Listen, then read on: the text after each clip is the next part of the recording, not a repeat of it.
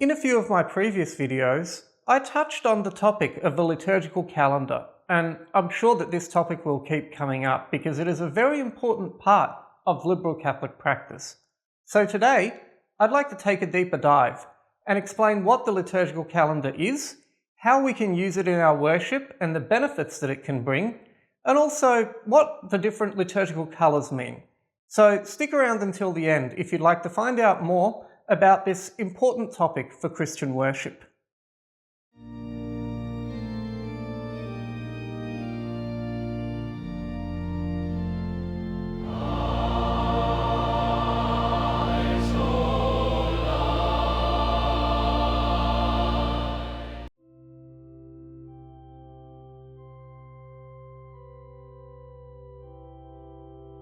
The liturgical calendar is the system that our church uses, and indeed that other churches use, to divide up the year into different seasons, feasts, and observances.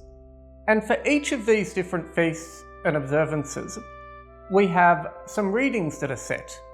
And this provides us with a chronological framework for experiencing Christ's mysteries. The readings are great for use in Lectio Divina, but we also say them at Mass and during the Liturgy of the Hours and other similar services. So the three readings that we have that are in the liturgical calendar are the Collect, the Epistle, and the Gospel. The Collect is a short prayer that we say in the first part of every Mass generally, and this tends to set the scene. Then we have the Epistle, which is a reading that is not from one of the four canonical Gospels, but it's generally from another part of the Old or the New Testament that teaches us some lessons about the particular observance or the intent that's set for the day. And then we have the Gospel, where we generally have the words of Christ. And these Gospels are taken from the four canonical Gospels of Matthew, Mark, Luke, and John. And all of this is set out in our liturgical calendar. And in addition to this, the calendar also tells us things like how many candles to use and what liturgical colours to use for particular celebrations. So, in the next part of the video, I'll talk about some of the spiritual benefits of this, and I'll also say something about the structure of the liberal Catholic liturgical calendar specifically.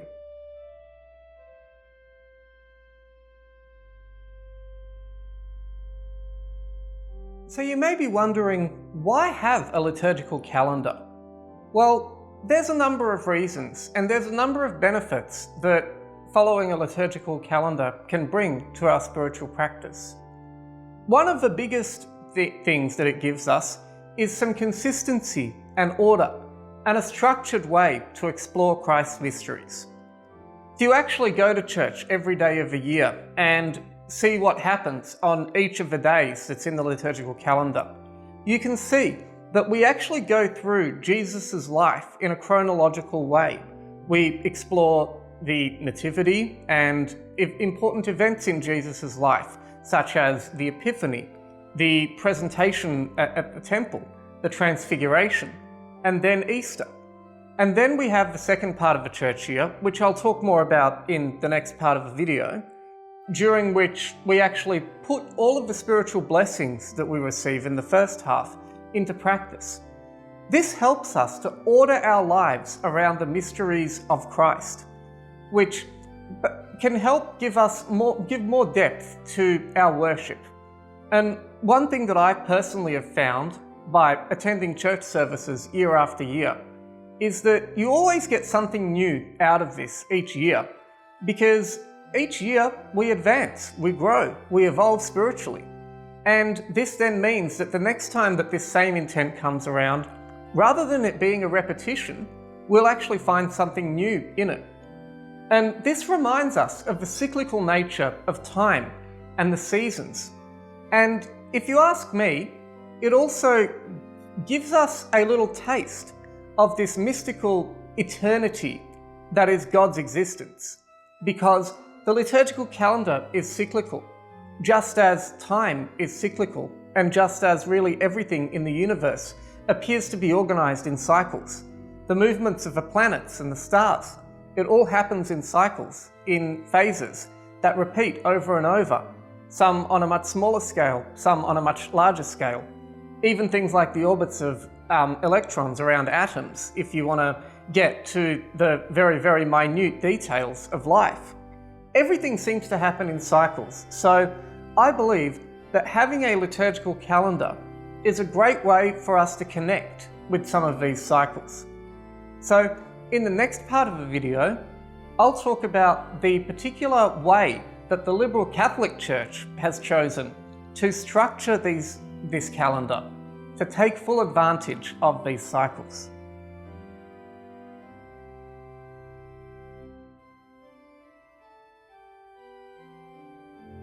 In this part of the video, I'll describe how the liberal Catholic liturgical calendar is structured and some ways in which it differs from the Roman Catholic liturgical calendar. Now, like the Roman Catholic calendar, our calendar begins in the season of Advent, which are essentially the few weeks preceding Christmas. This is a season of preparation where we prepare to receive the spiritual blessings that descend upon the world during the feast of Christmas. And I'm sure most of you are very familiar with Christmas, and I'll also do a more detailed video about Christmas.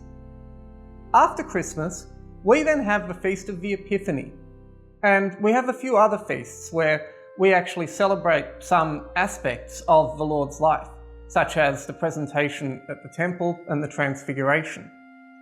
Then we move on to our second season of preparation, which is Lent. This is the period that starts with Ash Wednesday and then continues on for 40 days until Easter.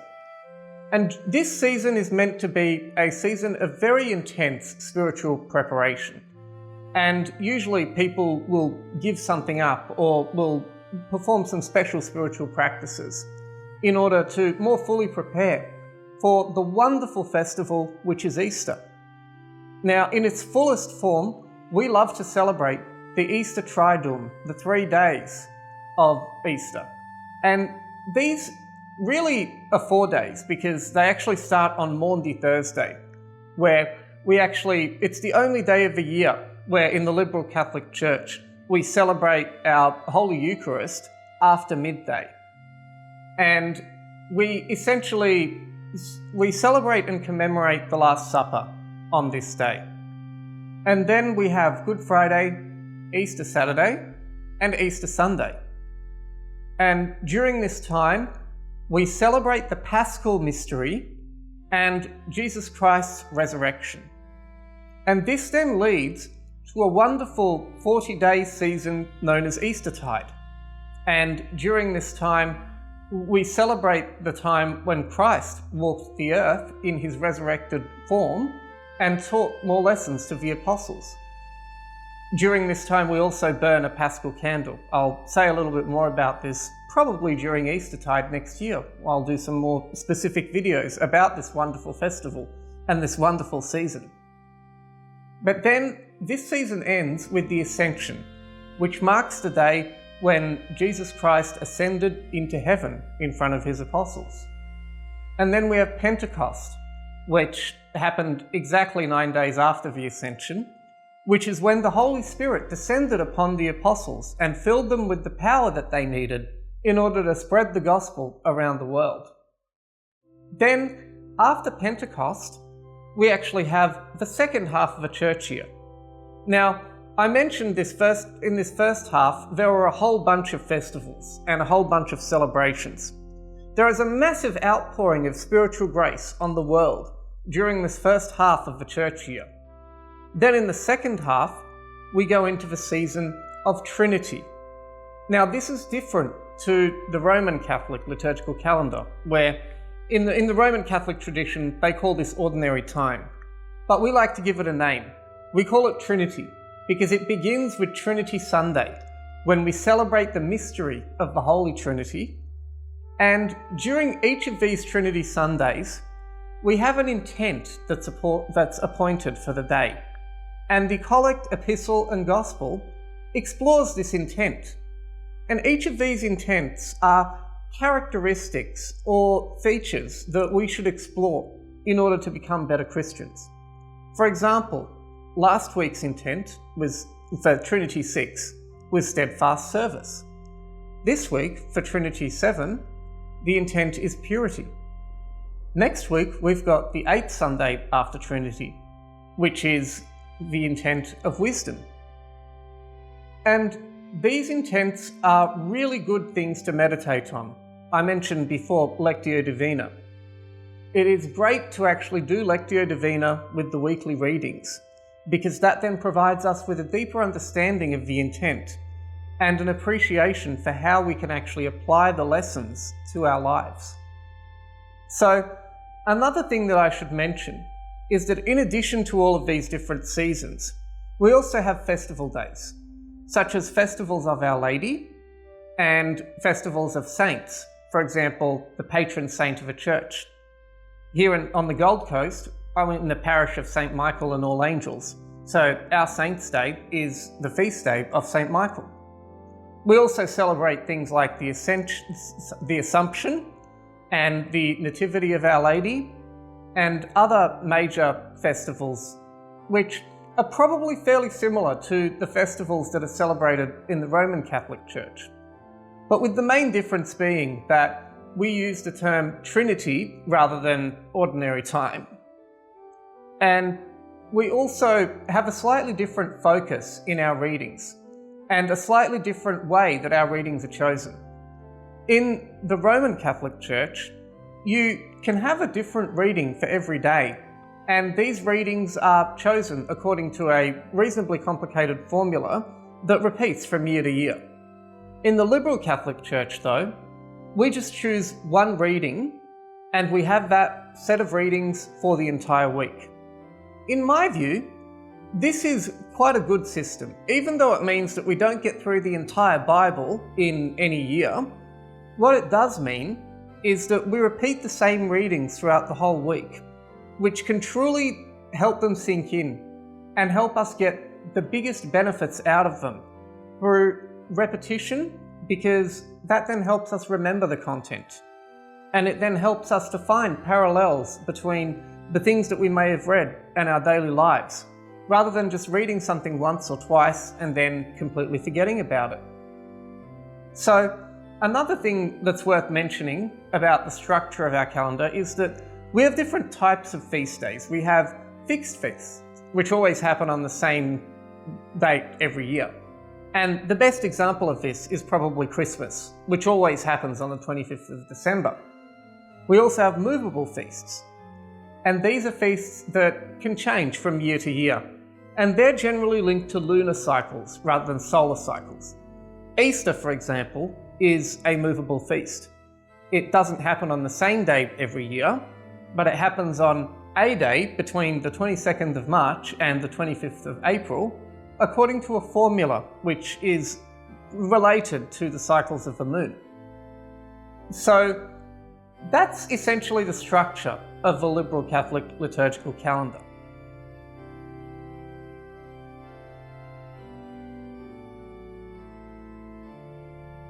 One of my favourite things about the liturgical calendar is that it specifies which colours we are to use for different Sundays and different festivals. And this helps to bring some variety into our worship. But the particular colours also help to evoke a specific emotional response, which helps us gain greater benefit from the intent or the festival of the day. So I'll go into these colours and what they mean. So the first one that we use is purple, and we use this colour during Advent and during Lent, so the two penitential and preparatory seasons. We also use it during our Requiem Eucharist, which is a service that we do to give assistance to the souls of the departed. So one thing that's important to note is that in the Liberal Catholic Rite, we do not use black. Instead, we use purple for our funeral and Requiem services. So this colour helps to foster a sense of penitence, preparation and reverence. The next colour which is probably the most commonly used colour in our liturgical calendar, is green. This colour is used during the season of Trinity and during a few Sundays just after Epiphany. And this colour, green, is right in the middle of the spectrum, so it represents balance and goodwill and harmony. It's also the colour of leaves, of chlorophyll, of plants. So this colour helps us to get into touch with nature and fosters a sense of serenity so that we can take in the intents of Trinity. The next colour I'd like to discuss is red. Now, this colour, many see this as an angry colour, but it is also a colour of expansive power. It's the colour of fire, and it's also the colour of blood.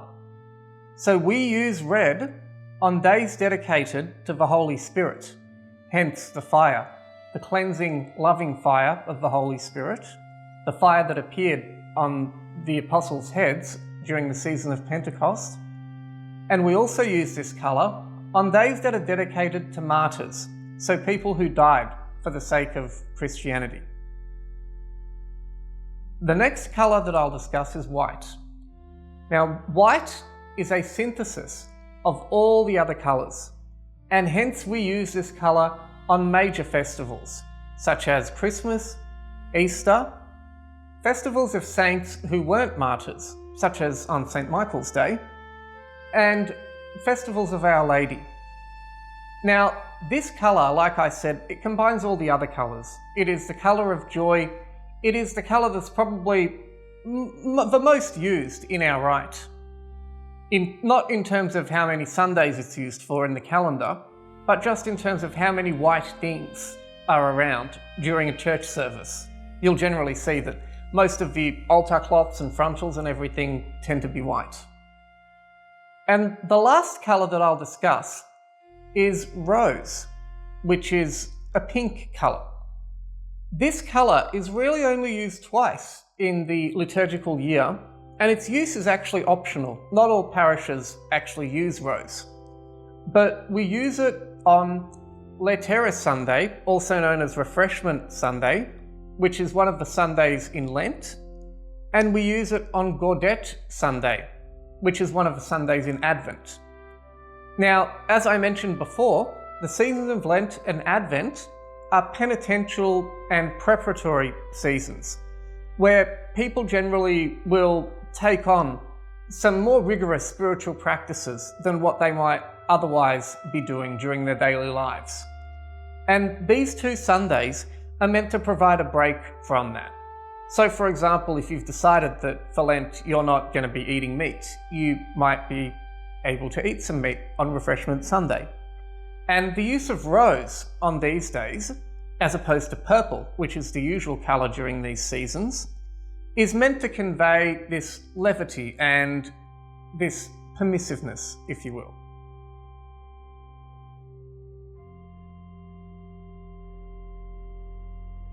So in this video, I've explained a little bit about the liberal Catholic liturgical calendar and how it's structured, how it differs from the Roman calendar in some ways, and how it appoints different colours for different seasons and different festivals.